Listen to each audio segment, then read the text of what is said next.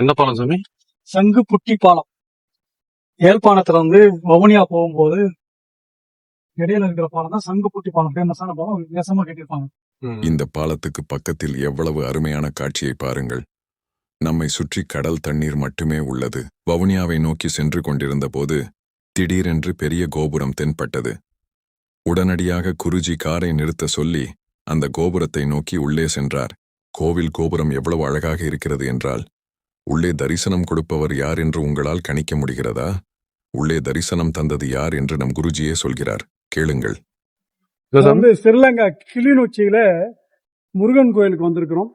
கோயிலை கும்பிட்டா ரொம்ப அற்புதமா இருக்குது. ஃபுல்லா தமிழ் மக்கள்ல இருக்கிற கிளிநொச்சிங்கிற ஒரு ஏரியா. இந்த 4 நாட்களில் நம் குருஜியை கொழும்புவில் சந்திக்க வேண்டும் என்றால் கீழே குறிப்பிட்டுள்ள போன் நம்பருக்கு போன் செய்து கேட்டுக்கொள்ளவும். நன்றி. ஜெய் விஷ்ணுமாயா துணை.